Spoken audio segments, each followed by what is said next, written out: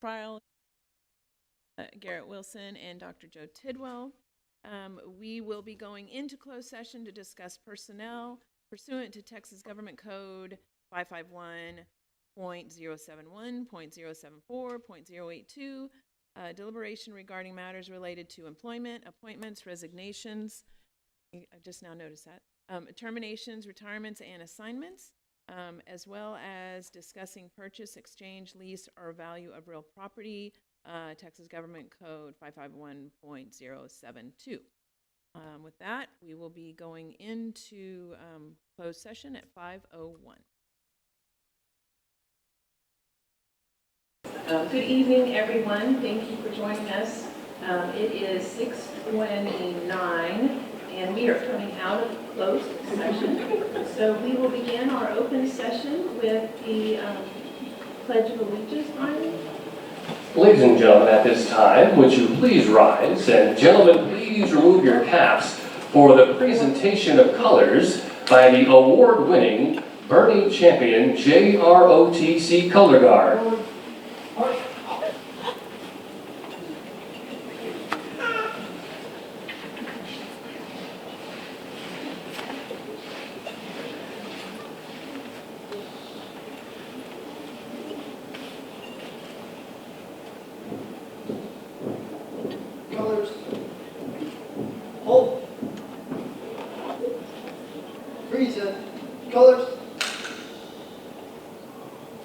And now, to lead us in the Pledge of Allegiance, please welcome Herf Elementary Student Council. I pledge allegiance to the flag of the United States of America and to the republic for which it stands, one nation, under God, indivisible, with liberty and justice for all. Honor the Texas flag. I pledge allegiance to thee, Texas, one state under God, one indivisible. Arms, colors, post.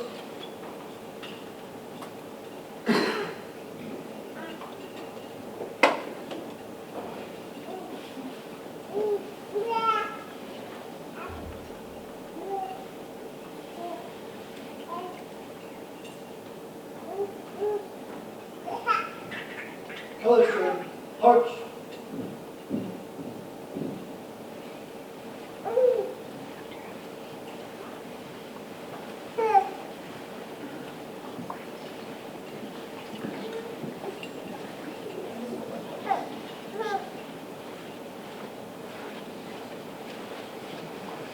Please remain standing for a moment of silence.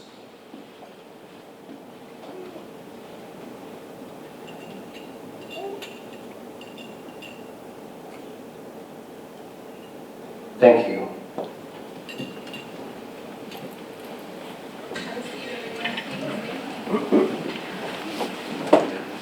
Madam President, Board of Trustees, I believe our Herf Student Council members have some questions for the board. Who wants to go first? Hi, I'm Erin Borowski. I'm the president of her student council. And my question is, what is the best piece of advice that you've been given that helped you on your career journey to the board?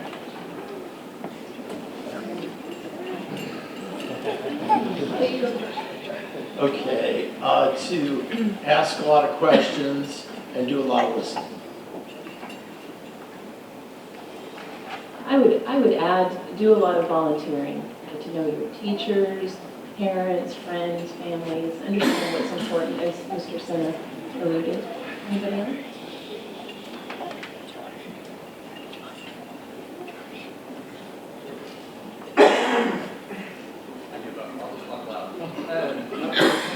I think it's important to be involved. The board, this position is a liaison between the community and the administration of the school district. And so the more involved you are, whether it be with TTOs, whether it be with audit committees, whether it be with the Education Foundation, all of those things let you become an ear to the community.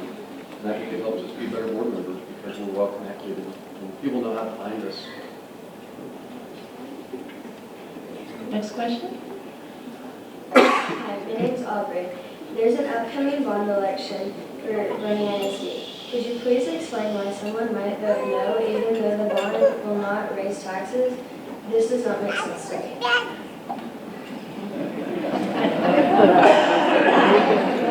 Imagine why anyone would vote no, but then I can't really, well, yes, I can say that. You can. Did anyone else have their hands up? And I think one of the great things about the country we live in is you don't have to agree with everybody. And someone's reasons to vote no are their own. And, I clearly think this is a good bond, and I support it, but it doesn't make somebody wrong or bad because they might not think that. That's the great thing. Everybody doesn't have to agree on everything, and that's why we vote on it and just put it aside.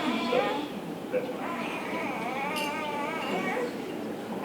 I also think it's really important that people get informed, and that's a great thing about the bond. There's a lot of opportunities for people to learn about what this law is going to do for the students. But I really do. And what Jessica said, I think Dr. Price, you said you gave 97 presentations, probably close to 2,000 people have seen an in-person presentation, and that's really where you get to ask a lot of questions and have interaction and learn a lot. You're students, so you want to learn. And when you don't understand something, you ask your teacher. So it's, we've had a lot of outreach. But I think the good thing is, too, with y'all being on student council, to Dr. Tidwell's point, everybody has the right to their opinion and to vote and interact with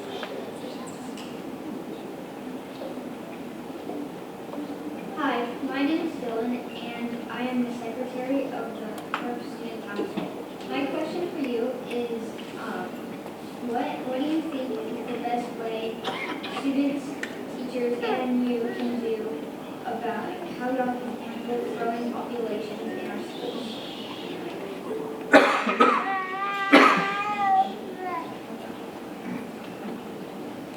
So we don't try to come up with all the solutions by ourselves, which is, I'm going to go back to the bond, the last question. So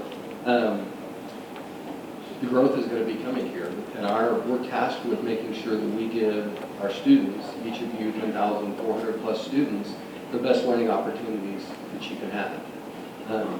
So we didn't just make those decisions. Dr. Price did a phenomenal job of accumulating almost just over 80 people from throughout the community, and they're the ones that came up with what the bond proposal was.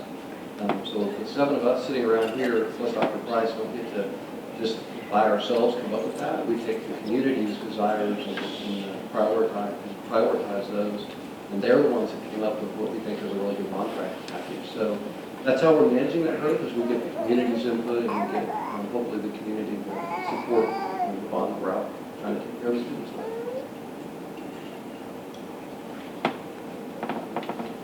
Hello, my name is Jordan Guerrero, and I'm the Vice President of the Hearst City Council. My question is, what college do you attend, and what do you get your degree in? And how does that affect you being on board? I first attended San Antonio College because I couldn't get my application done in time. Disappointed my parents, but I went to A&M eventually, and I studied philosophy because they didn't have tests. All you had to do was write it down. All kinds of ways to go to it. So I went to UTSA my first year out of high school, and then I decided I needed to go to work for about 4 years after that because I needed to put myself through school. And then as I went back, I was working in the remainder of my college career, so I was able to finish it in 4.5 years. I just had a 4-year gap. And that is one of the reasons why I so strongly believe in education, because I think everybody can have an opportunity, whether or not you go to college or you work a little bit or you join the military. Education is the key to success for that which you want to do in this world. So I took a little longer than some others, but it was a wonderful thing to cross that and get my degree, and then I was able, more doors opened up for me as a result of that, and so then, and since then, education's been something very strong. I want everybody to understand how valuable it is. It's making such a difference in my life and my daughter's life as well. Anybody else? I graduated from Colgate University, and I had a double major, political science and international relations, which didn't really necessarily prepare me for anything specifically when out of college. So I went into sales, and I happened to fall in love with what I did, and I stayed in that company for over 20 years, and I had a really good career there. So whatever you do, you have to do something you love.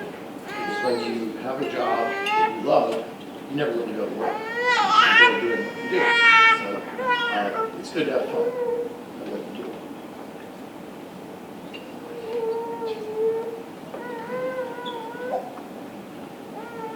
Hi, my name is Avery, and my question is, what is one of your most rewarding experiences as a board member?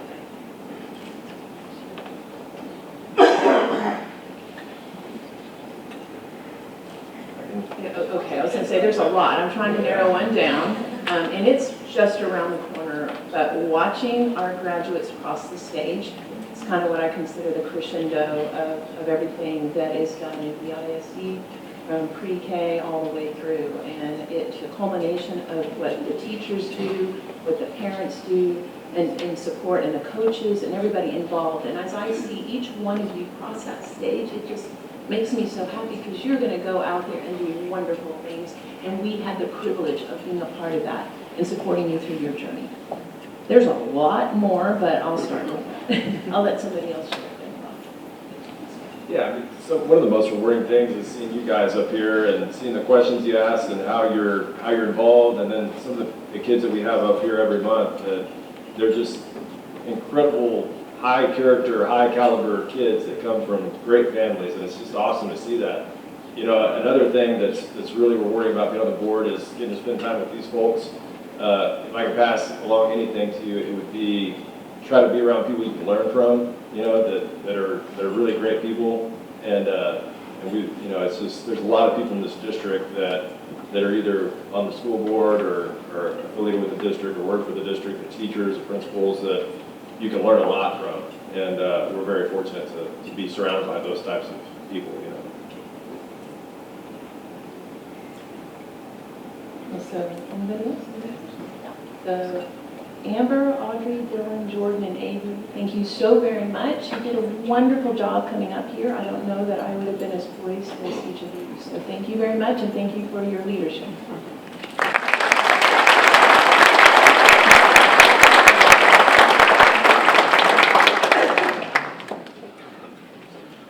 Okay, so we have no action from our closed session. What I would like to do next, we have some, oh yes. Madam President, I move. Yes. I have a motion and a second. All those, any further discussion? All those in favor, please say aye. Aye. Those opposed, say nay. Motion passes 7-0. And now we have accommodations. Are we ready? Yes, we are. President Sharp, Board of Trustees, Dr. Price, our esteemed guest. It's now time for what I like to call my favorite part of this meeting. It's where we honor our great students and staff. So we'd like to invite our board members and Dr. Price to come down. And as they're walking down tonight, we have a total of 10 commendations, but the total number of folks that we are commending tonight is 120.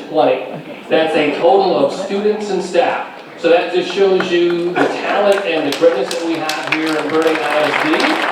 So 10 individual groups.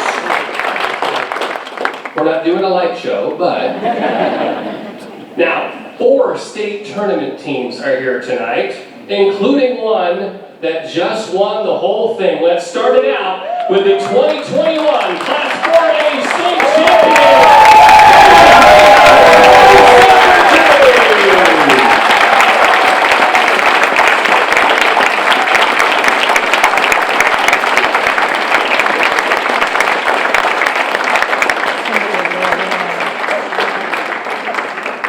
The Greyhounds won their 2nd straight state title by defeating Salina 2-1 in overtime in the state championship match. Jess Gonzalez scored the championship clinching goal on a penalty kick in overtime for the Greyhounds, while goalkeeper Noah Lemaster made 5 saves to earn Most Valuable Player honors. Bernie went 7-0 in the playoffs and outscored their opponents by a total of 39-6 in those games. The Greyhounds finished their historic season with a 27-2-1 record, including a 27-match unbeaten streak to close out the season. They have once again made our entire community proud. Congratulations to head coach Michael Strong, assistant coach Neil Hogan, and the 2022 Class 4A State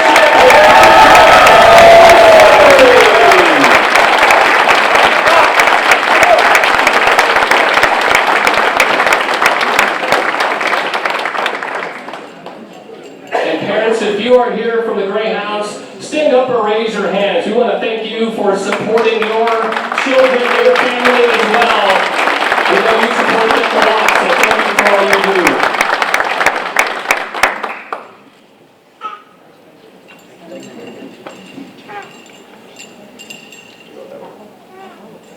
One more time for the state champs, 2 times state champs.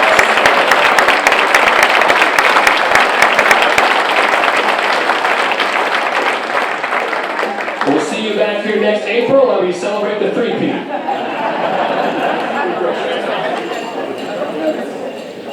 Up next, we have the 2022 state semifinalist, Bernie Greyhounds girls soccer team.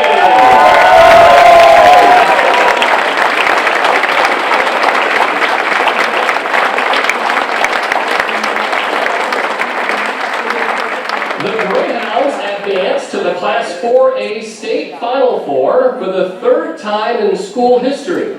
Bernie was victorious in 5 playoff games to advance to the state semifinals. The Greyhounds defeated Corpus Christi Cal Allen to win the regional championship. In the state semifinal, the Greyhounds played a hard-fought game against Salina to earn the state bronze medal.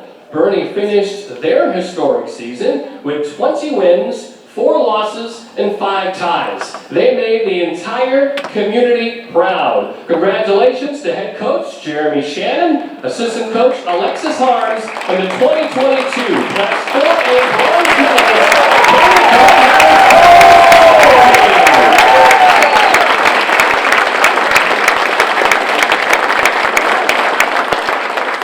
And if we can have the supporters of this Greyhound team, family, friends, raise your hands and stand up. We want to thank you for your support of the Greyhound as well.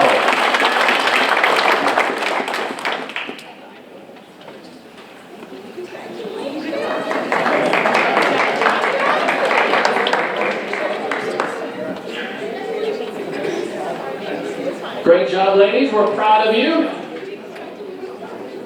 And to keep the Final Four train rolling, up next, the 2022 state semifinalist champion Chargers girls soccer team.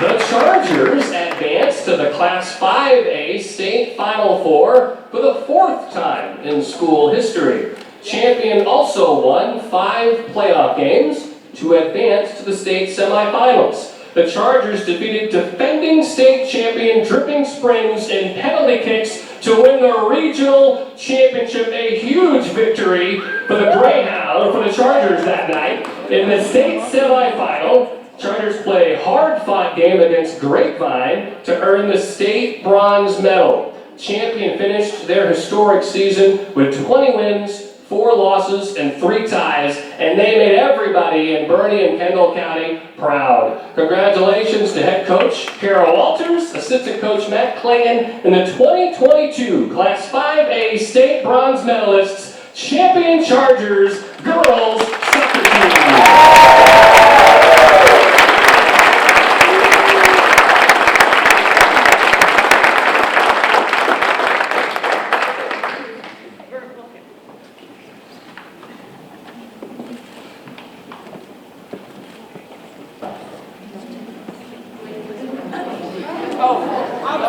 Can we have the the Charger parents that are here for this team, please stand up and raise your hands. We want to thank you for your support as well.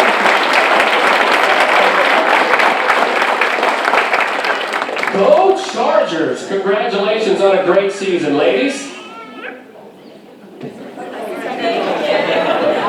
It's a great picture. You can look at it. It's a fantastic photo. Up next, we now have the 2022 state semifinalist champion boys basketball team.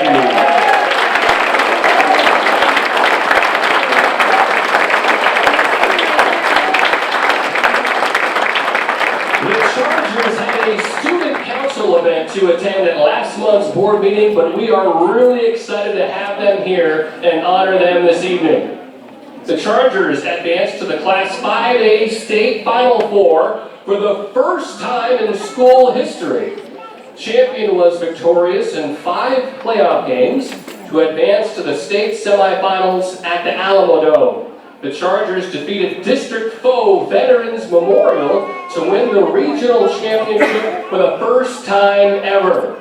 In the state semifinal, the Chargers played a hard-fought game against Mansfield Timberview to earn the state bronze medal. Champion finished their historic season with a 33-7 record and made everybody here extremely proud. Congratulations to head coach Chris Adamick, assistant coaches Alan Ford and Jamie Lara, and the 2022 Class 5A state bronze medalist champion Charger boys basketball team.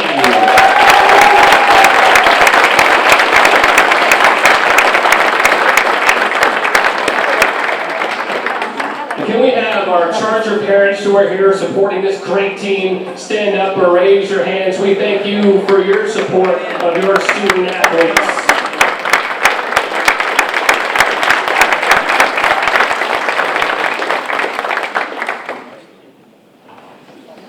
Great job, Chargers. Congratulations.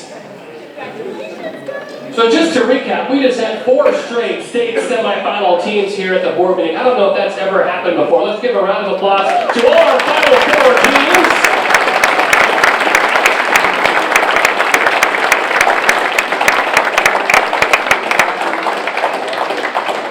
Our next commendation are the President's Volunteer Service Award winners from Bernie and Champion High School. Let's give them a round of applause.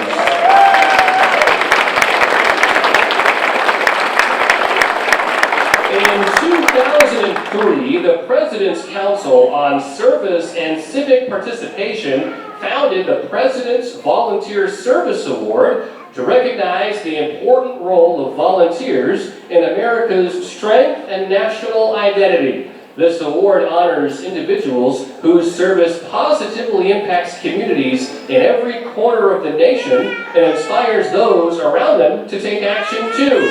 This year, a total of 13 students volunteered, and get this, a combined 2,209 volunteer hours, and all of those were right here in this community. Let's give them a hand for that.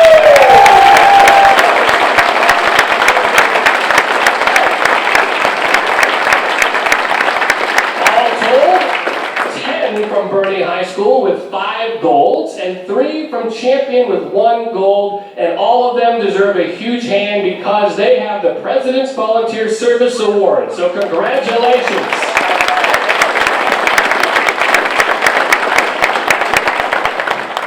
And if we have any family or friends of these fine young students here, please raise your hands. We want to thank you for supporting them tonight and throughout their school career as well.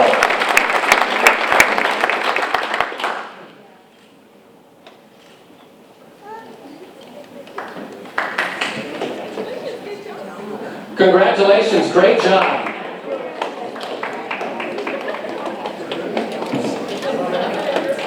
Our next commendation are the 2022 Texas State German Fest champions. Let's give them a round of applause.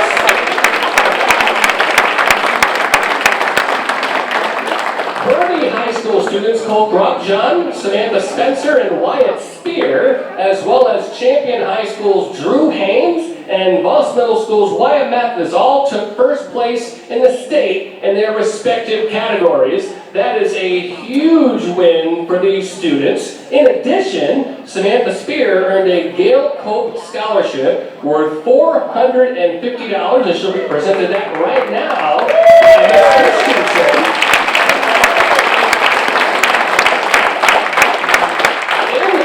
The 2022 Texas State German Contest featured 613 students from 47 schools who competed in 55 events. These students that you see here tonight advanced to the state competition by performing extremely well at the regional Sprockfest contest. Congratulations to our German Fest champions as well as their fantastic teachers, Simone Bergman and Jenny Christensen, who are here tonight as well.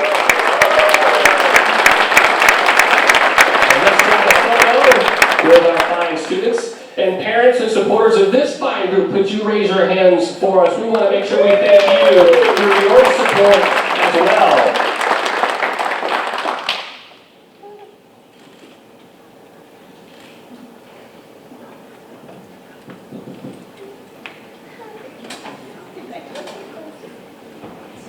Awesome job, congratulations. Thank you all for being here tonight. Our next commendation is the Bernie High School Winter Guard, who had a fantastic year. Let's give the Winter Guard a great round of applause this evening.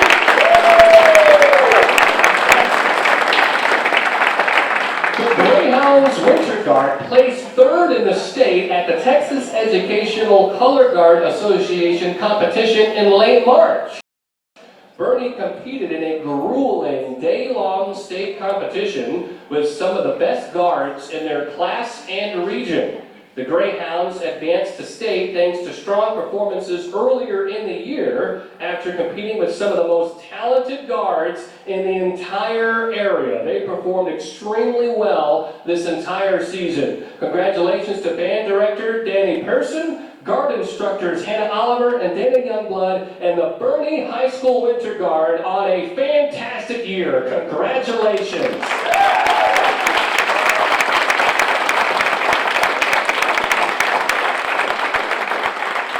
And if we have some family members and friends, would you please raise your hand if you're supporting these fine folks? We thank you for all your support for what they do as well. Congratulations. Thank you all for coming out tonight.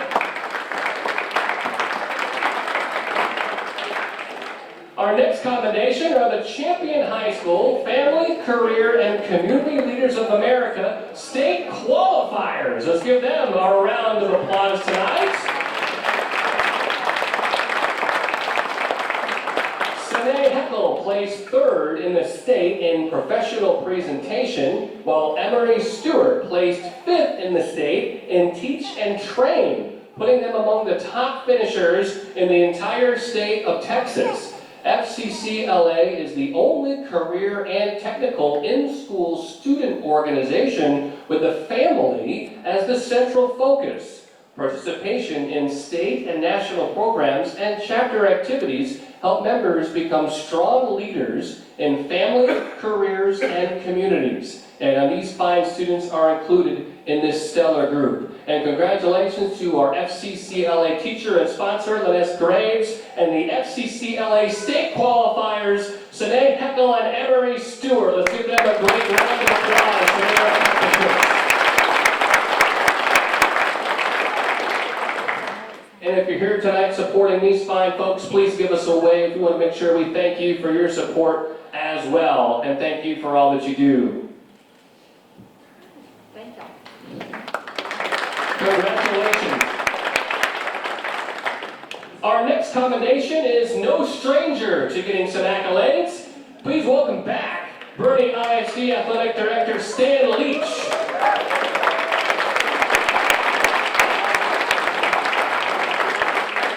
Coach Leach was named the Texas High School Athletic Director Association Region 8 Administrator of the Year. And we just saw 4 state tournament teams, but listen to this. The last year, the athletic department has had tremendous success, including the Bernie Greyhounds boys soccer team winning back-to-back state championships, as well as the champion Chargers girls swim team 400 relay, winning a state title. Charger girls cross country won back-to-back state titles, and the Greyhounds and Chargers boys basketball teams in the state Final Four, and future accomplishments in the spring season as well. Congratulations to Coach Leach and the athletic department for all of their success.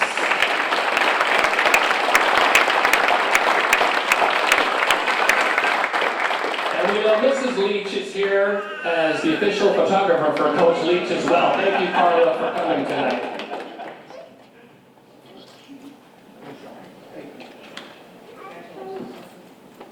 And we close out commendations tonight with a special recognition to celebrate School Library Month. Please welcome our library media specialists this evening.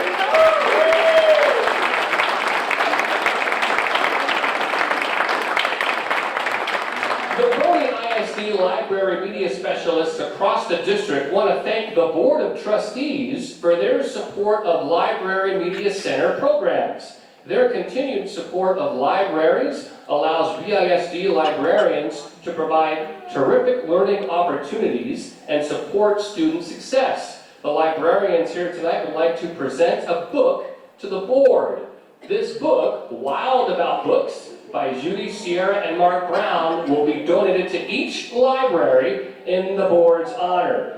So we want to once again thank our library media specialists for all they do and wish them a happy Library Month. And thank you to the Board of Trustees for their support of our library media specialists.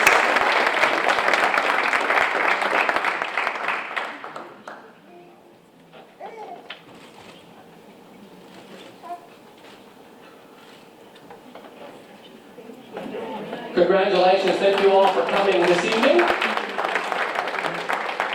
And Mrs. Sharp, I will yield the floor back to you. That concludes the commendation portion of the board meeting.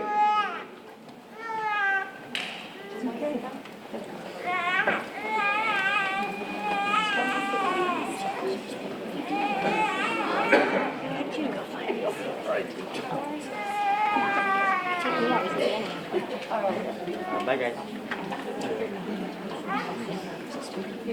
That's always a joy for all of us. Next, Mr. Benway, if you would like to show us your video, please. President Sharp, we're excited about this month's Bernie Insider because it has 3 different parts to it. It has the Bernie Insider itself, which will feature a look at Bernie Outdoor Academy, which is for Bernie ISD 5th graders. Then we will also have a presentation from the Champion Chargers AV students. They produced that video. And then our April Limelight recipient, who is a student here in Bernie ISD. So let's have this month's Bernie Insider.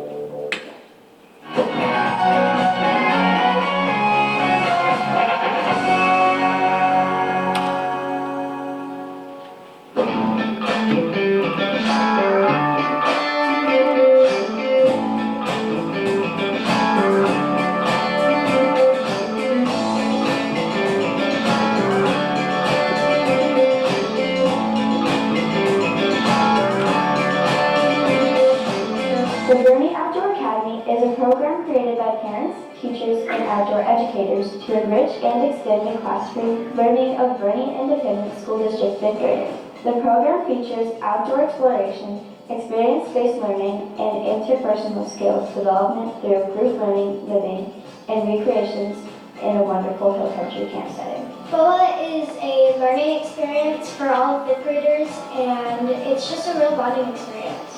There are about 5 stations. We are doing geocaching, arts and crafts, kayaking and canoeing, water studies, and rocket travel. In many ways, educating our children has never been more important.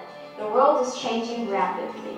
In order to succeed in the future, our children will need to know how to approach the unknown with curiosity and confidence, how to work with a variety of people, and how to apply their knowledge in responsible ways. The BOA program is designed to help develop these skills.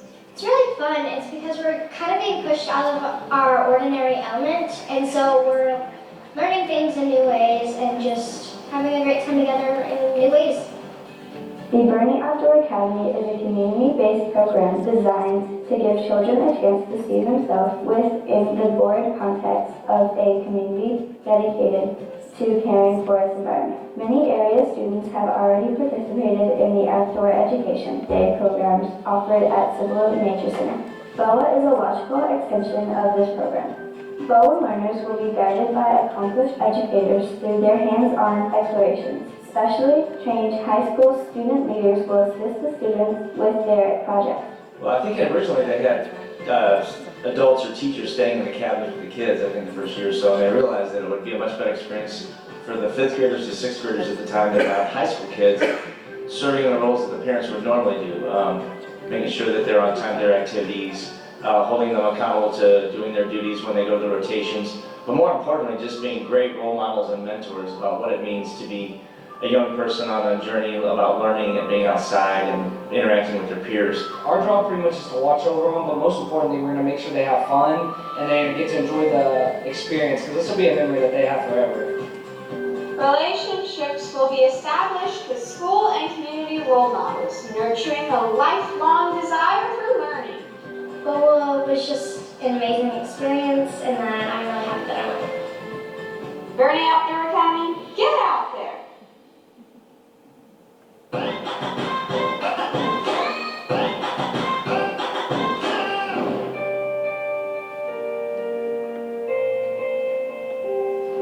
Hi, I'm one of the Trustees.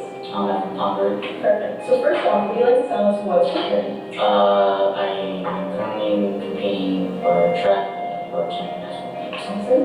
How long have you been, doing track, and do you plan on pursuing in the future? I just started this year, and I think I'm gonna do till like senior year. Awesome.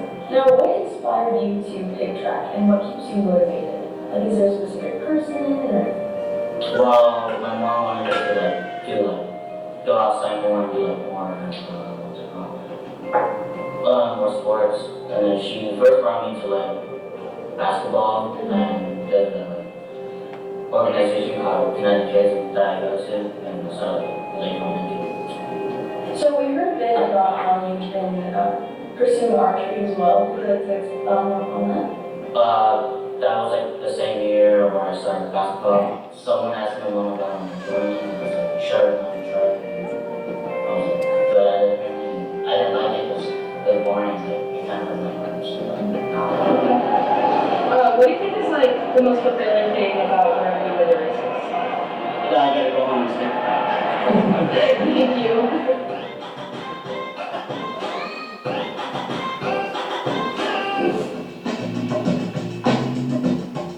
This month's Birdie Insider Limelight recipient is Annabelle Becky Lozano.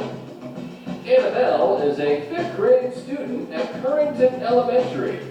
She is an active member and officer of the Currington Student Council, where she helps brighten our school with many service projects to support and encourage students, staff, and community members.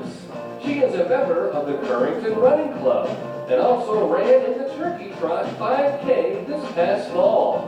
When not racing around the track, she is singing her heart out on stage with the Currington Music Club. You may also see her bright smile as she participates in our campus dress-up days to support initiatives such as Read Across America Week.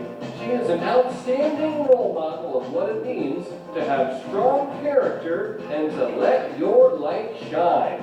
Congratulations to the Bernie Insider Limelight recipient, Annabelle Becky Lozano.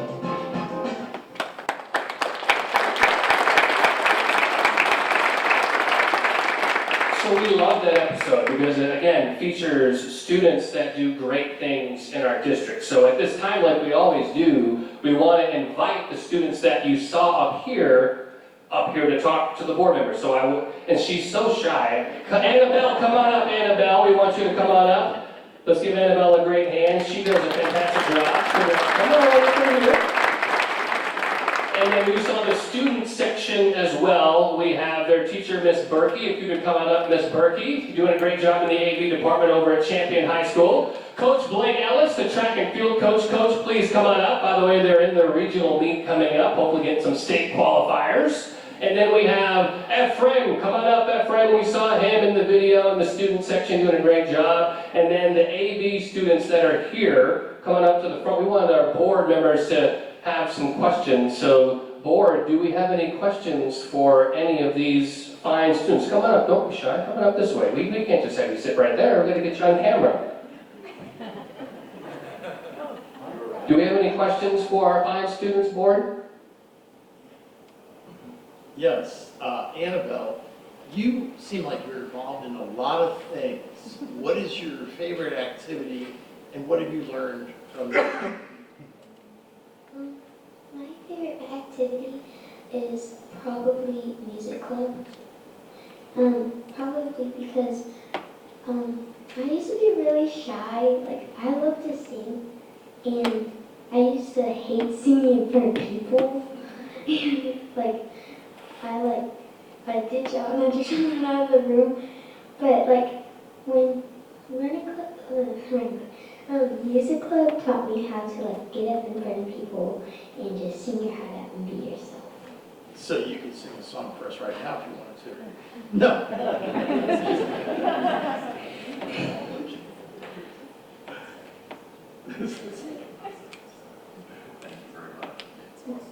Thank you. You did a wonderful job. I don't think you're as shy as you think. Any questions for Ephraim or our AV students here tonight? I do for F. Well, go ahead. Can you come on up? I know they want to ask you a question, and I'll come over with the microphone. Ephraim? Hi. So how long have you been training for this, did you say? I've been training for 2.5 years. Okay. And how is that, how did you get, I guess, did you start progressing just slowly, or can you tell me a little bit about your training? I started in late 2019. I remember trying it at first. I really hated it because it really hurt me out a lot, really fast. And I just didn't push it. And then COVID hit, and then I stopped training. And then after COVID, I kind of got back in track 2021. And then my coach recommended me to do track in high school. I was like, oh, sure. And I did, and then I'm doing it in my sophomore year, and it's pretty fun now. Awesome. Congratulations. Where are you planning to go to college? I'm thinking of University of Arizona, because I think they have a good program for track, and I've seen a lot of good athletes. Not LSU like yours. Now here too. Annabelle, so what makes you get involved? I mean, why you're involved in a lot of stuff, so what's the reasoning behind that? This is my, in 4th grade, that was my first year in the middle school, and that year I was involved in a lot of things, and this year, last year I was trying them out, and then this year, I like that, I'm gonna do that.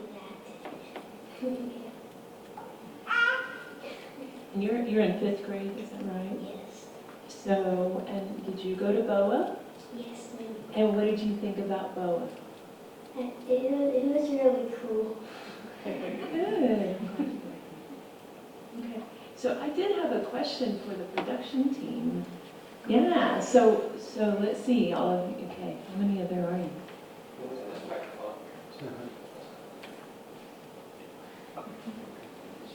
Okay, that's awesome. There's a lot of you guys that get to participate in this. So tell me, are you all in a class at school? Explain to me how that works. We're both involved, we're all involved in AV production, AV practicum, which is the final, the final part of the course, which is a double blocked, it's 2 periods long, or 3 hours long. We get to work on sites, we get to go out and film, and that's just a little bit of what we do. That sounds like fun. Do any of you have kind of hoping to keep doing this sort of thing after high school, or what are your plans? I guess that's me. I'm going to UT for film, so I guess yeah. Yeah. Anybody else continuing on the same field? We do have another one. She's going to UT too for film with me, Jackie, but she's not here right now. So would you say the practicum experience has helped you decide that you were going down the right field track, or Yeah. maybe helped you decide that you weren't? Absolutely. I didn't want to do film before high school, and then I joined the class and I don't know, just found something I was good at. Not really, but something I can work with. You too must think so, huh? You guys, and so I think Mr. Pryor is asking you, you can take these practicums and they tell you this is something you do want to do or something you don't. And those are both great learning opportunities. How about y'all? Do you say this is something you want to continue on, or? Even though I'm not going to continue with this field, I really think it's a great skill to have, honestly. I'm grateful that I got to take this entire course because I'll probably use audio and video skills throughout the rest of whatever I do. I'm going into engineering, but I think I can cross-reference all my skills that I've learned from this class. A lot of communications are involved as well, correct? And that's always an amazing tool. Any other questions for him? I wanted to ask, what's your favorite part of the class? What has it been as far as in your experience? For me, it's probably just editing and just keeping our whole videos just together, just having a steady pace doing it as a team. And how do you decide the editing part? Do you all have difference in opinions into how you want to edit that? Yeah, we do have different opinions. But we all kind of just come together and just make it. Teamwork? That's good.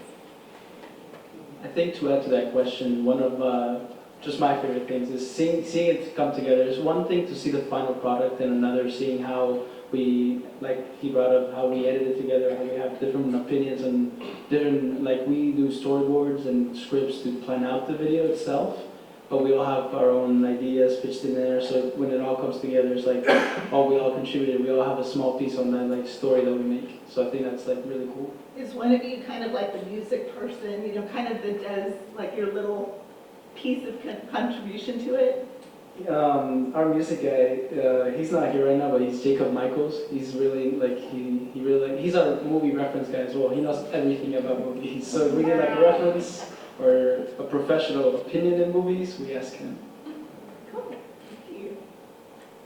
I love it. Thank you all for sharing that information. I'm hearing teamwork, collaboration. I mean, that's what the real world you're going to get to go into, and you're going to enjoy it. If you enjoy it now, you're going to be ready. So that's wonderful. So thank you. Thank you, everyone. Anybody else have any other questions? I see you guys up there. Thank you all for all your support, of course. So thank you. Thank you, everybody. Let's have one more hand for our great students and our staff from the Burning Center. Thank you all very much for coming. President Sharp, I yield the floor back to you. Thank you. Thank you.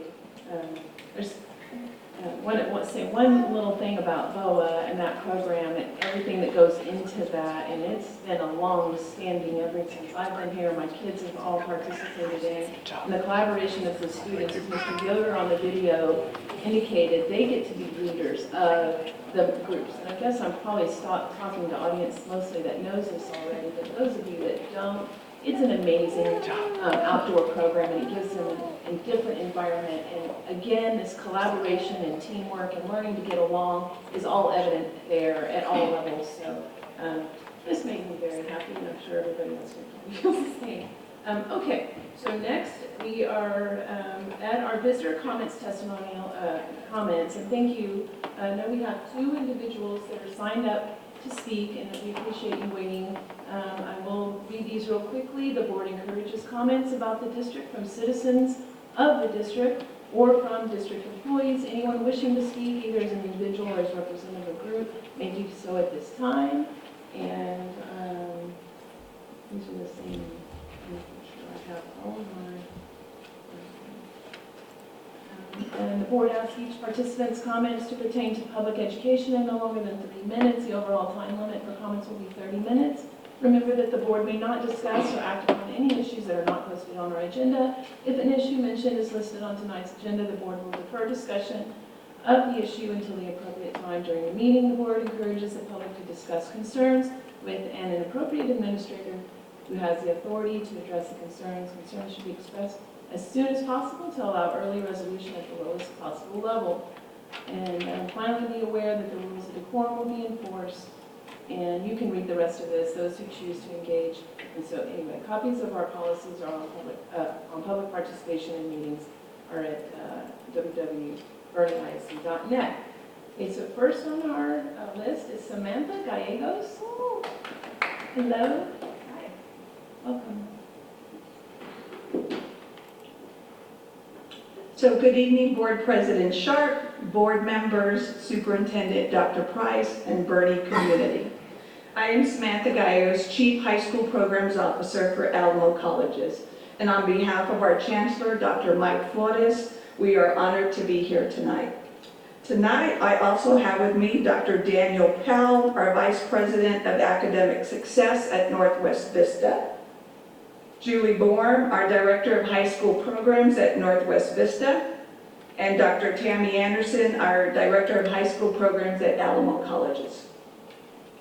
As you may be aware, Bernie ISD began offering dual credit in approximately 2008 and has continued to build on the course offerings over the last 13 years. Tonight, we wanted to share the successes that our Bernie ISD students have experienced during the 2020-21 school year as a result of our partnership. During the 2020-2021 academic school year, 628 Bernie ISD students were served through dual credit, predominantly with Northwest Vista College. 300 students took courses in fall 2020, and 328 students took courses in spring 2021. While some of those students may be duplicated from fall to spring, Bernie ISD students had an amazing pass rate of 98% on all their dual credit courses. Kudos to the faculty and the staff at both the high school along with Northwest Vista College for the success of all these students. Overall, Alamo College District offers Bernie ISD students 18 different course offerings, and the senior class of 2021 earned on average 18.30 college credit hours, which means that's close to a full year of college while still enrolled in high school. Through our partnership, we are proud to say that over the last 4 years, Bernie ISD students have earned 4,496 credit hours, and students have saved an estimated $1,488,000 in tuition costs.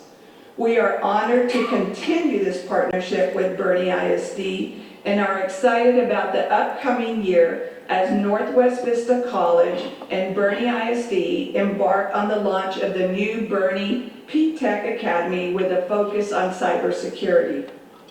On behalf of our Chancellor Mike Flores, our President of Northwest Vista College, Dr. Rick Baser, we thank you for your partnership and would like to present Bernie ISD with the Certificate of Appreciation and look forward to building a continued success with Bernie ISD students. Thank you.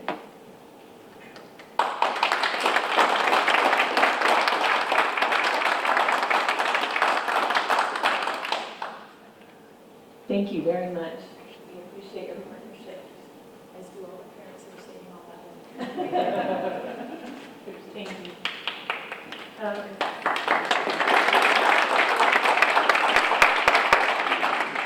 Next on our list is Susanna Hogan.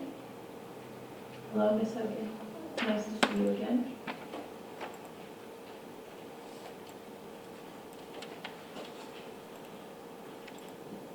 Madam President, Dr. Price, members of the board, my name is Susanna Hogan and I am the current president of P5 Bernie. I come to you today in regards to our LGBTQIA students and staff. I talked about accountability last month, both administrators and students alike being held accountable for their actions. Sadly, this is still not happening, especially when it comes to active issues being brought up to administration in our high schools. Bullying is being brushed off and overlooked. There's a current student in high school that has reached out to administration, as have their parents, both being reached out with no relief. This student is tortured and bullied in the halls by their peers, as well as one of their own teachers. A teacher whose job is to educate and protect. The student is now doing everything in their power to graduate early just to get relief from their tormentors. No one is standing up for this child, and they are pleading for help. Stop for a moment. Silence the chaos of your everyday lives and look around. Ask yourself, are you truly doing everything in your power to make sure all of our students are safe? Or are they just another number, another dollar sign in the books for whatever the agenda may be? Now is your moment. Prove me wrong and take a stand against all forms of bullying and discrimination in your schools. Or are you yet again going to choose to ignore this child because they don't fit into your box? Thank you.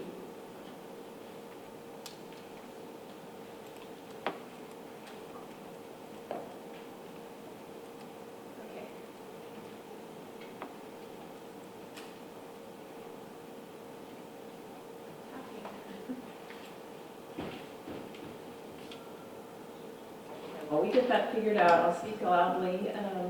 So next on our agenda is the consent agenda items. Is there a motion to approve the consent agenda? I have a motion. Do I hear a second? Second. I have a motion. I have a second. Any further discussion? All those in favor say aye. Aye. Those opposed say nay. Motion passes. Okay, next we are on our board member reports. We'll start with legislative. Mr. Senna and Jessica. Okay. Yes, I have an update. Two issues. The first one, though the legislature is not in session, they are having some hearings. And there was a hearing recently in the House Ways and Means Committee. There was a hearing on property tax relief. A number of people testified, including a representative from the State Controller's Office, who reminded the House Ways and Means Committee that as of November 2021, the estimate was that this current biennial budget for the state of Texas will end with a $12 billion surplus. Ways and Means Committee Chairman Morgan Meyer asked how much could be dedicated to property tax relief, and the suggestion from the Texas Taxpayers Research Association was that $6 billion of that surplus would be a good amount. Leo Lopez of Texas Education Agency informed the committee that approximately $300 million per year would be needed to reduce the tax rate by 1 penny, and that $6 billion dedicated over 2 years would lead to a 10-cent tax cut in the school tax rate, which would be a pretty substantial, reduction. So it remains to be seen whether the legislature will do that, but they're certainly entertaining those ideas. Christy Rome of the Texas School Coalition, which we are members of as a property wealthy district, encouraged the committee to focus on two things: that any tax rate reduction be sustained and permanent, and not a one-year sugar rush, as well as an increase in the basic allotment. And that's a recurring theme that we'll hear again and again and again. House Bill 3 did a nice job in modernizing the funding formulas, and it pays for growth, but it does not pay for inflation. And so her encouragement was to, in the next legislative session, increase the basic allotment. Between tax rate reductions and an increase in the basic allotment, both actions would result in a decrease in whatever Robin Hood payments would be made by property wealthy districts. And lastly, a representative of the Texas Association of Property Tax Professionals testified in support of Governor Abbott's Taxpayer Bill of Rights plan to make a property tax discount mandatory for those taxpayers who pay their taxes early. Now, of course, we already do this, and as Mr. Scott informed us last month, we are one of only approximately 30 districts out of over 1,000 that offer such an early payment discount. This year, that has resulted in saving our local taxpayers of almost $2.5 million to the 84% of BISD taxpayers who paid early. So this was a hearing. Certainly they're focusing on an issue that will probably be the #1 issue in 2023. On Saturday, April 9th, I attended a meeting for the 2022 Texas Association of School Boards Legislative Advisory Council. We had about 100 trustees from across the state meet and focused on key issues that TASB wants to see brought up in the legislature in 2023. Those were as a result of all the regional meetings that were held the month prior. So those focused on, the main areas of local control, school finance, teacher recruitment and retention, mental health of students and staff, and state accountability standards. Those were the main buckets. There'll be a follow-up meeting at the Summer Leadership Institute in June, and finalized recommendations in September. And we usually adopt our legislative priorities in October of the year before the legislature meets. And so I think there's an opportunity. Apparently the state is going to be in a good financial shape to do some pretty good things in 2023.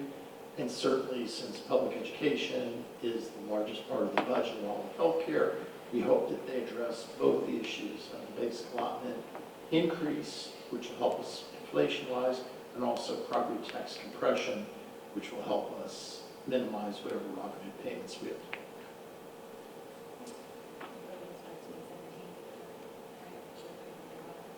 The runoffs, the state runoff for Attorney General and state representative starts May 16th, and that election is May 24th. And of course, our school election is May 7th. Early voting started today, and I see some I voted stickers on, which is good. Rich, one thing it made me think of when you were talking about that, and Wes, thank you for pulling those numbers up on the property tax relief. It's one of the things I think it's indicative of a lot of the ways we do business. No, school districts don't do that because it's bad politics. Because you're letting people pay off early, then you don't get that, your top line number of your tax rate's a little higher than it actually is. Because in effect, all those people who pay early have to tax because they get that discount. And so it's bad politics. If you just want to play politics, we'll just have a slightly lower tax rate, even though that means a lot of people are going to be paying more than they normally would, but on paper, that number is slightly smaller. And one thing I think is great in general about what we do is just trying to do right by people because it's the right thing to do, not necessarily because it's the simplest, easiest, most politically advantageous story to tell. Just do the right thing. Do right. So maybe the governor is following Bernie. Because we're only one of 30 districts that does it. Maybe he got the idea from us, I don't know. So Finance Committee, Mr. Fryer, Mr. Wilson, what do you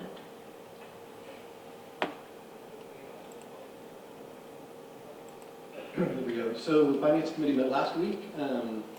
We went over a list of about 16 different underwriters that have submitted qualifications to fulfill the requirements of our policy for underwriting the bond. If the bond is successful, we made the 7th. And then our only other action that we did was we reviewed the quarterly investment report, which was part of the board package tonight. So no action on either one of those need to be taken at the board level. It's all administrative level. Thank you. And then, Mr. Fryer, I'll be the whole child committee?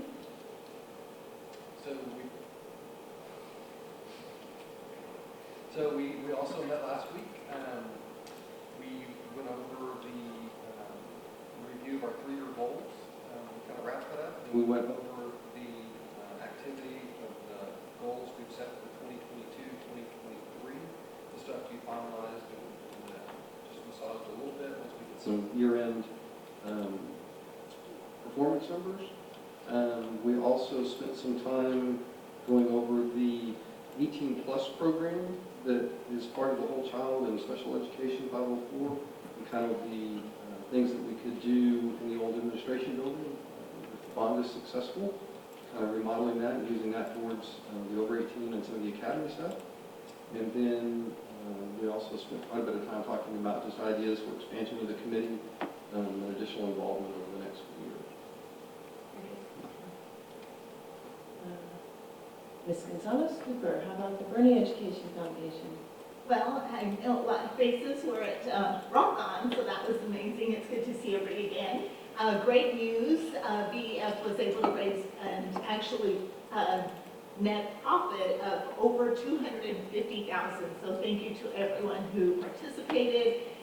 We heard a lot of great, I think kudos as far as having the kids there, the students. I think the parents appreciated. That was a nice twist. So it was a great event, and thankful to everyone who participated and attended.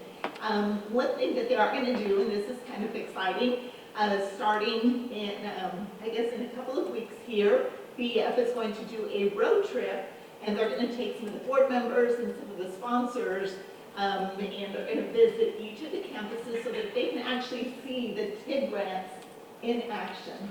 So they're going to go into the classrooms and take a look at this, and I think that's just going to encourage them to hopefully be bigger sponsors. So we're excited about that. That's all. Thank you. We're so fortunate for the foundation's support. There's so many things that we couldn't do without them. Okay, Dr. Tidwell, you want to do the readout on the instructional programs committee? I too am Mike and Perry. All right.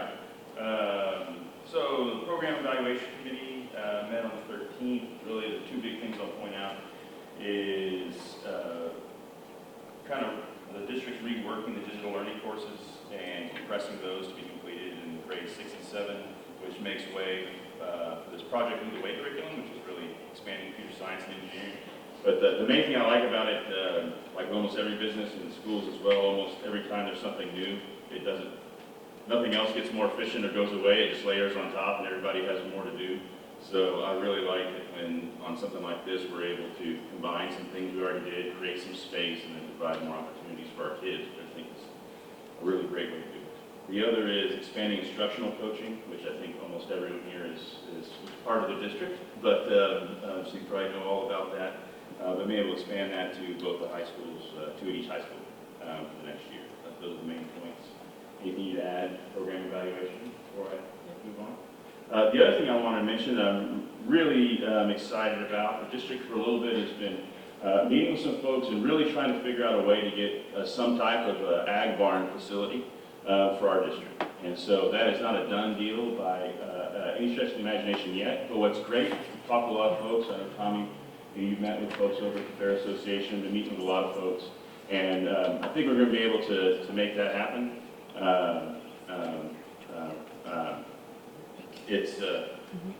We have a lot of students who would love the opportunity to have ag projects, but don't have facilities of their own, or they have to go pretty far ways to find some place where they can get it. Everyone I've talked to is very, very, very positive about it. I think everybody, it's an idea if you've been around, it's been floated around forever. And I think we're actually pretty close to getting that done. So looking forward to the next couple of weeks, hopefully we have some additional news, be able to meet with the Fair Association and get something moving forward. So that's it. Very good, thank you. Anything you want to add to that? I just think it's a wonderful opportunity to show that, we always talk about us working with different entities around to leverage what we're doing, and this is an opportunity that of us to leverage all the different entities to really meet a need for our students that is lacking and really can't be addressed in this bond. So it opens up doors. Fine. Okay, so the next item, I am, as the board president, required to report our continuing education hours that we have each gained. And let's see. I don't know why I'm always nervous that fast. Yes, you did. Okay. So I am to name each person. So Rich Senna, Carlin Fryer, Maritza Gonzalez-Cooper, Jessica Davila, Dr. Joe Tidwell, and myself, Donna Sharp, have completed or exceeded the required hours. Garrett Wilson's 12-month reporting period began the month of his appointment to the board, which is back in August. So at the time of this report, Garrett has met or exceeded the required hours in all available training requirements. So good job, everybody. And then in May, Mr. Wilson will join the rest of the board in the next training cycle, which is May 1, 2022 through April 30, 2023. Many of us will be going to the Texas Association of School Boards training, the SLI, Summer Leadership Institute, that's being held here in San Antonio, so we'll be gaining more hours there. And next, then, we have Dr. Price. You have a report for us?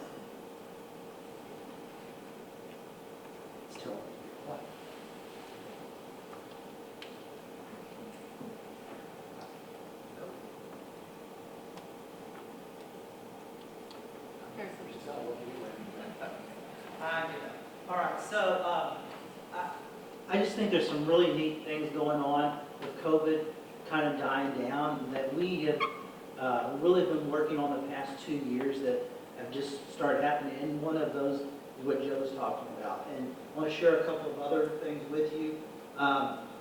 First of all, we are up to 641 new student enrollment, which is remarkable because summer is our season for enrollment. So I see that we're going to, this is a great start. A couple of new things that we implemented that we've been planning for the past couple of years that we actually got a chance to do. One of which was the academic signing day. To me, that was a really neat opportunity. We do an excellent job.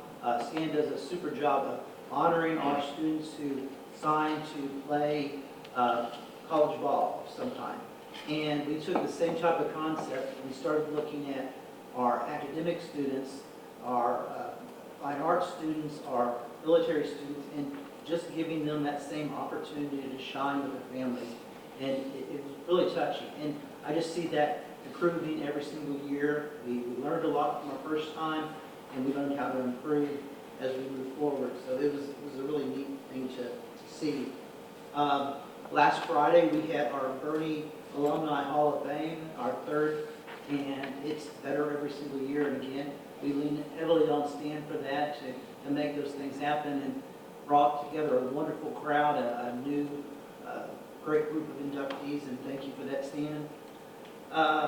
This morning, again, let's stick with Stan because this morning we had our kickoff for next year's extracurricular leadership council, and we had 185 students sign up. And if you're not familiar with this, what they sign up for, you know, our secondary kids don't have to be at school till 8:40. So they sign up for these meetings that start at 7 o'clock in the morning. And we do this 4 times a year, come in and we talk about leadership and what does that look like, not only in today's world for them at high school, but the next step once they leave us. And the majority of these are going to be seniors next year, but it's just it's a neat thing to see them all working together. And here's what I love the best. It's both high schools working together. And I truly believe in my heart that we can all live in harmony. And when I see them all working together, and it's not just athletics, it's fine arts, Hope Group, all of them working together, you know, it's great hope for our leadership. It's real easy to, in our future, because it's real easy to get discouraged when you look at social media and the negativity that's out in the world. But when you see a group of 185 students who aren't supposed to like each other because they come from, you know, a school that are a mile apart, but they do. And I watch them, whether that's in church, and I watch them in things like this, and we've got great kids. And it's one of the reasons that our schools are as wonderful as they are. We good leadership for our students and our staff, and it was neat today to see that. Also this week we will have the final meeting of our staff, our student advisory, and they've done they've been involved in a lot of things this year. The main thing is they had the opportunity to participate in the long-range plan. And we had several of them that came to every single meeting and they voiced their opinion. And it was great to have them in that room because a lot of times, you know, we are doing to them and we need to hear what we're doing to them and how it affects their lives. So that was a great thing this year. Also this week, we had our PTEC articulation. He has to tell me that word. So, but what it means is 100, it means 64 of our students who are 8th graders have been accepted into Alamo College, and they are on the their pathway to graduate with their associate's degree probably about 2 weeks before they graduate from high school, which is quite remarkable. Talk about saving money, but also a head start. And they're pioneers because we're learning as we go. This is new for us. We hope that we can kick off in the next 2 years, second early college in the medical fields. So we've had to learn as we go, and Valerie's done a super job. I was very impressed because it was one of those days I was running from meeting to meeting and presentation, and she got up there, and we had a whole bunch. We filled up that whole 134, had to keep bringing in. The interest is great, bringing in chairs, and if it's any indication where we're going, and I really do think we're at 64 now, we'll probably add some before we finally get going. So we'll probably be closer to 70 when it's all said and done, and that's pretty much on target where we should be our first year. And I look for us next year to have 100 when people understand exactly what it is and what they're getting into. Now, and I'll keep talking about this because I think it's very important for us. Early college is wonderful, and there's all kinds of different types of early college. What we've chosen, the brand we've chosen in this, is a very comprehensive, inclusive, where I like it, our kids don't have to choose. A lot of early colleges, they have to choose to be college students at 14, and it's locked in, and we don't let anybody else in the cohort. We're going to let people take these college classes, be very open, but also we truly believe in that whole child, and that means if they want to be in fine arts, they want to be in athletics, they can. It's a great thing for our community. And also coming up, this is a first for us too, in May, and I don't quite remember the date, when is Workforce Wednesday? So it's on May 11th. That's going to be at one of the high schools, Champion High School, and then May 19th will be at Bernie High School. And one of the things we all hear is this work shortage, can't find workers. And you go up and down Main Street, one of the things we've all heard this, I mean, stores are closing down. One of the big stores here in town about a month ago almost couldn't even open because they didn't have workers. We have a pipeline. We have almost 3,300 high school students. And the biggest barrier sometimes for these students is, and all of you remember this, going in and applying, that first step. So what we're going to try to do is we're going to try to hook up together our community that needs workers with students who would like to work. And this could be summer jobs, this could be part-time jobs, this could be even some internships type of deals that we're working with. And we had quite a few companies already who applied to be there and be part of this. And what's going to be neat, it's going to be a kind of a curricular thing that we're going to back it up about a week or two, where the teachers in the CTE world are going to be working with our students on what kind of skills do you need to apply. Like, how do you fill out an application and truly fill it out? Because I see a lot of applications from professionals that don't know how to fill out applications, and how to dress, and how do you go in for this type of endeavor. And again, this is something that we will learn about as we go, because it's the first time and we'll make adjustments. But right now, it's just giving that opportunity for our students, but an opportunity for our community that really needs employers. And we're going to have a booth too, so it's going to be for our custodial services. So we need the help just as much as anybody else. If they could drive buses, we would be in. We'd be paid. So, and last thing, we saw a lot of champions today, basketball and soccer and many other things. We are in the state finals for one act from Champion High School, and that will be next Friday, and that's quite remarkable. They finished first in the area, and now they're a region, I don't know what it is, region, and Didn't some of our students get Best Actor? oh yeah, they've done a great job. So I mean, It really, and it's a very unique play. And that's really, when you look at the dynamics of a competition like that, it has to be a combination of unique play, wonderful actors, but a great director too as we go forward. So we have a lot of good things going on, and I just think some of this is just us getting to the point where we see the light coming out of the COVID funk that we've been in for 2 years. We're all tired, but the dividends that are paying off throughout the community are just great for us. So I think that's it. And big thing that Rich mentioned is early voting began today. It goes through May 3rd, and then the big day is May 7th.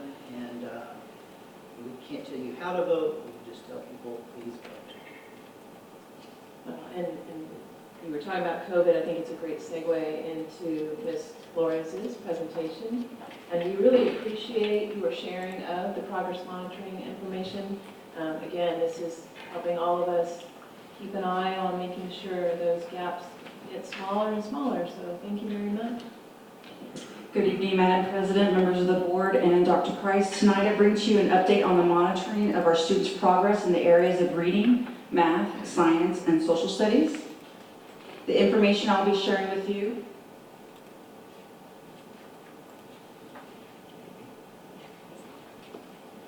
ties directly to our scorecard under student success for our meets percentage and increasing our meets percentage in all subject areas.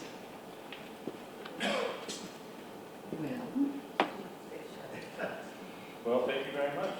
Yeah. Any questions?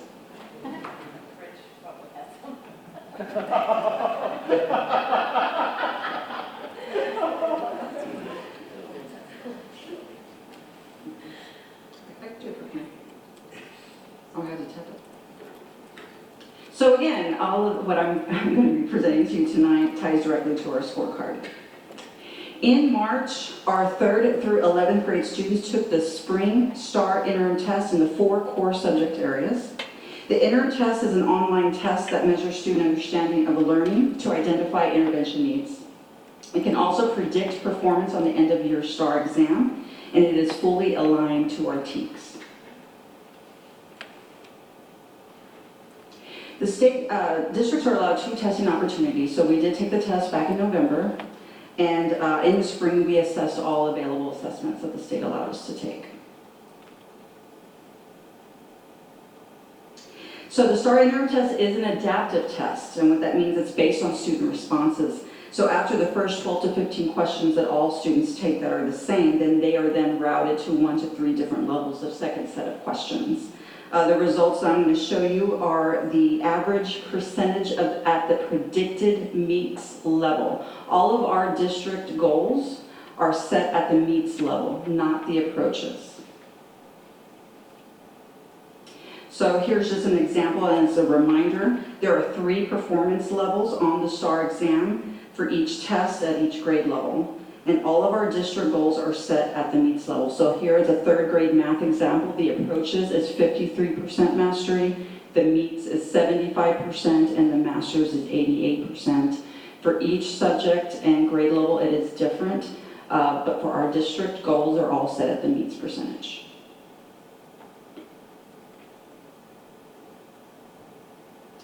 So the results are categorized by grade level, then by subject.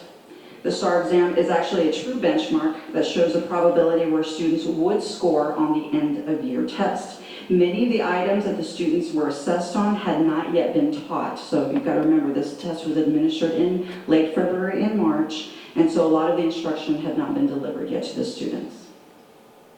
And from the date of these exams, we have roughly 6 weeks left of instruction, and we begin end of course testing next week.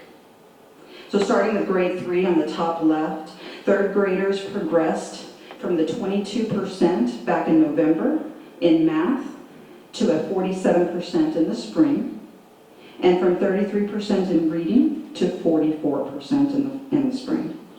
Also keep in mind, in elementary we have students who do take the test in Spanish, and so the results are there, as indicated. In grade 4, for math, we went from 39 to 65%. and from reading from 60 to 67. And so when we compare these two grade levels and these two subjects compared to Region 20 and those tests, BISD averaged 21% higher than the Region 20 percentage, which is great, really great. In grade 5, in math, we went from a 49 to a 60 percentage, in reading a 57 to 67. Now, the spring was the first time science was available to us, so we don't have a fall percentage to compare it to. And again, compared to Region 20 in grade 5 for these exams, we scored an average of 22% higher. For middle school, in grade 6, we went in math from 39 to 63%, and in reading 42 to 54. And in grade 7, in math 40% to 51, and in reading 59 to 67. Again, comparing these grade levels in these subjects with Region 20 tests, we averaged 24% higher than Region 20. Larissa, Yes, sir. can you go back? Yes. So on the science testing of 2% for Spanish, obviously it's not 2% level. Do we have any idea? No, I don't have Spanish percentages, unfortunately, in the region. No, I do not. I'm sorry. I will say that this is the first time students test science, and this is the first time we saw an online test like this. It'd just be interesting to see what. Yes, correct.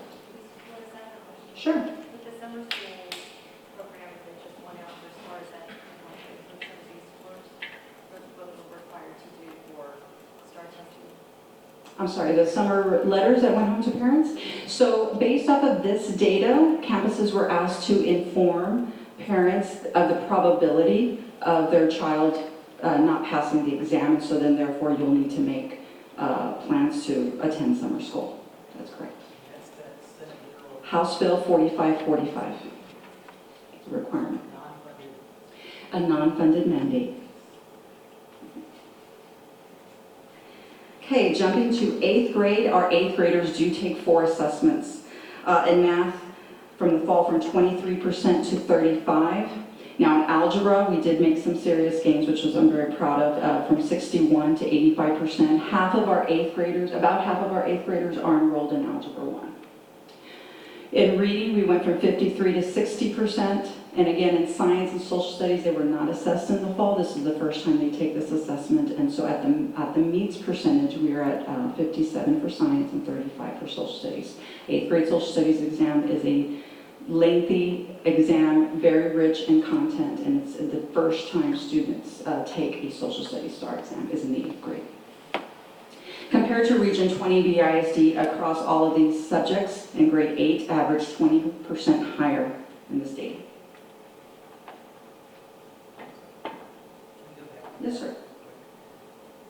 Just so the understanding is, on the 8th grade math, those are our kids who are struggling in math. The kids who are at and above grade level are usually in our algebra class. And because I point that out because you're going to see something at high school that you'll see algebra again, and you'll see just about the opposite scores. Because by the time they're in algebra in high school, again, those are kids, they're struggling, or they would be in algebra in 8th grade. And we've got. Yes, we do. So looking at our high school scores in high school algebra, from November to the spring, we went from 13 to 19% at the meets level. For English 1, 56 to 53%. We took a small dip, but I will tell you that was across the region and across the state as well. I'm not sure if there was something in particular with that exam, but we were not the only district that experienced that. And English 2, 47 to 51%. But if you comparing these 3 subject areas to Region 20, we averaged 20% higher, even in algebra. But yes, we do have a plan moving forward for next year to address that problem. And for biology and U.S. history, again, science and social studies is the first time this is assessed this year. And so these are the percentages, again, at the meets level. 63% for biology, which was our 9th graders who take this, and 76% for U.S. history, which are our 11th graders who take this. And again, we averaged roughly 20% in these 2 subject areas above the Region 20. So the slides before showed the comparison of the same cohort of students from fall to spring. This is a comparison of this year's cohort compared to last year's cohort at the same time by subject and reading level. And I gave you the averages of our meets percentage again. The areas that, we have definite opportunities for growth are in Algebra 1, the high school level, English 1 and English 2. I will say though, this last year for English 1 and English 2, we surpassed our goals. And so I'm pretty confident that we'll be able to do that. Again, this year, Algebra 1 again is an issue where we definitely need to focus on.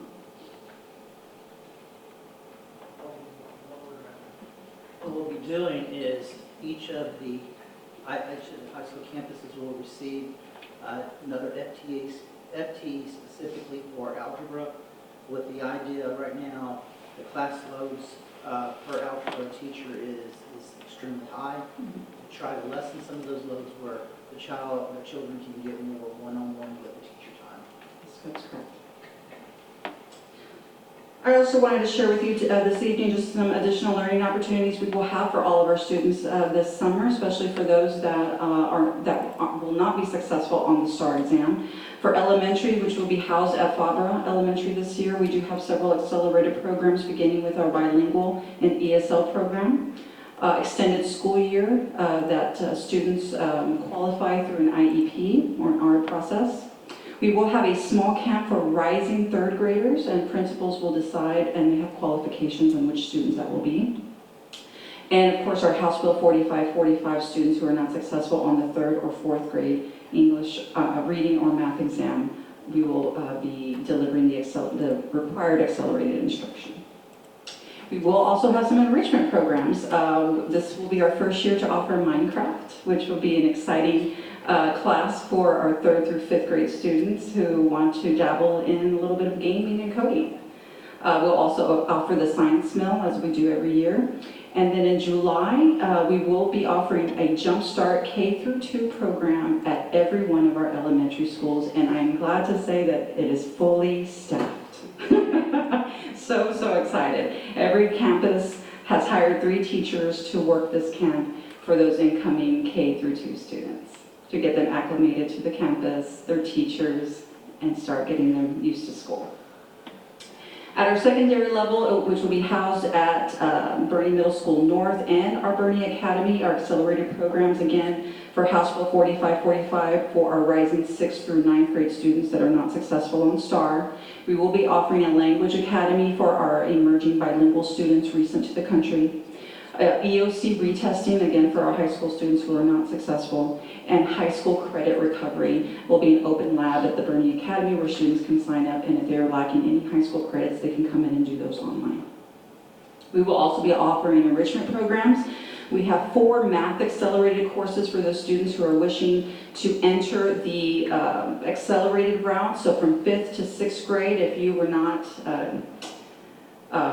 predicted to go into the honors track, you have an opportunity. You come to this course and we get you ready for that. And we have the same thing for 6th through 7th, 7th through algebra, and we will be offering a geometry course for course credit. TSI prep, we will be, we have 1 math and 1 English teacher. They'll be offering prep and testing for our rising 9th through 12th graders, any high school student who wishing to take their TSI or reattempt it in order for college acceptance. We will be offering a STEM middle school camp, and this camp is directly geared towards our students who are formerly in dual language, rising to the 6th grade, who want to take advantage of those programs. Well, again, we'll have the science mill for secondary students, and then we'll also be offering a coding class for 7th and 8th grade students who are, again, wanting to dabble into gaming and coding. Any questions? So we have the House Bill 4545 tutoring throughout this year. That's correct. a lot of kids have had to go to maybe even 3 of those because of the difficulties with their testing, right? Yes, the statute states that it's 30 hours of accelerated instruction per test that is failed. So of those students, have you seen them get where they need to go as a result of that testing, or are you seeing? We will find out in a couple of weeks when we get STAR results. But I am anticipating that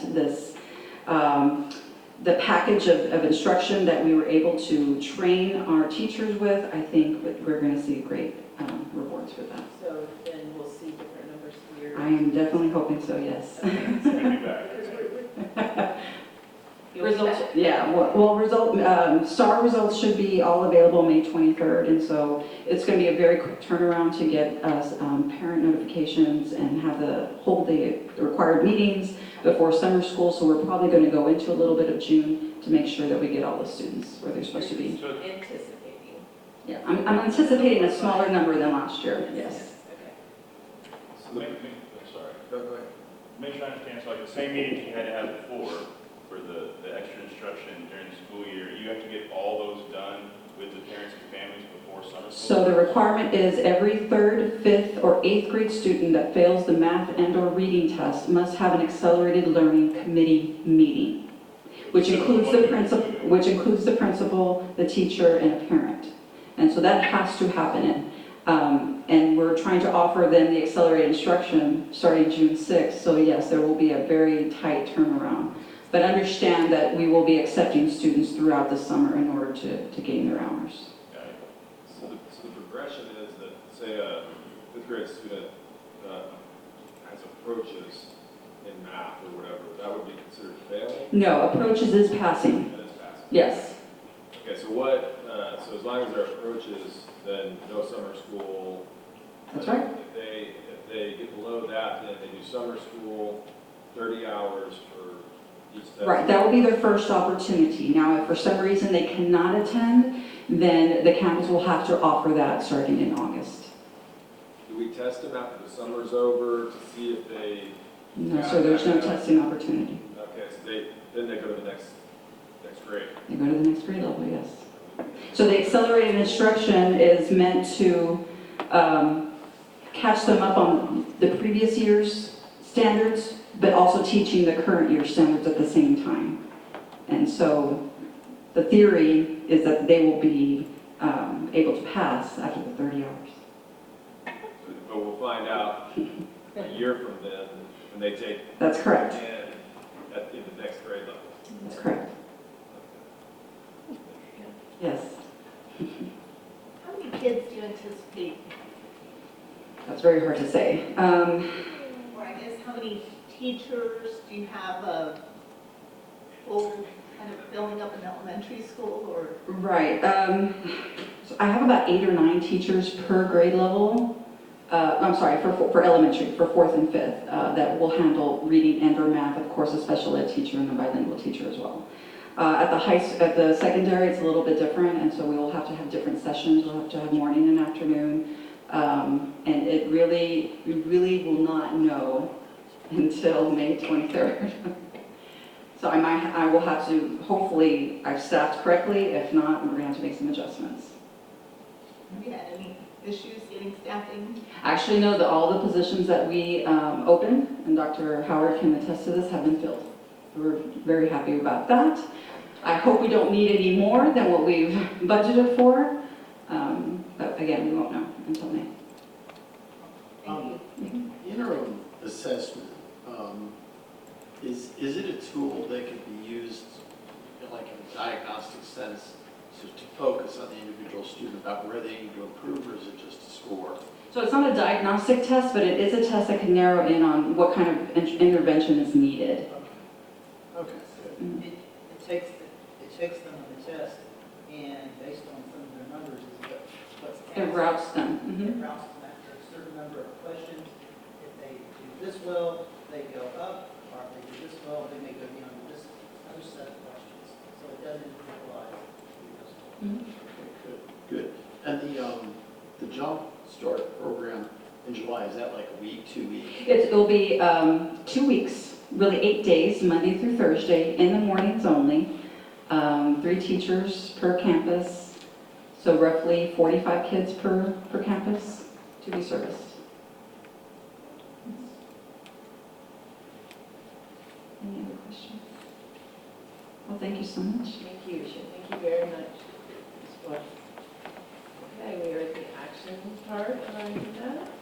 Mr. Scott? You look up. Good evening, everybody. You have before you the results of operations financially for the year ending March 31. All results are within expectations and budget. There's very little remarkable about this month's results of operations. I don't have anything funny to say about it because I exhausted all my humor on a great sheet cake joke this morning. So,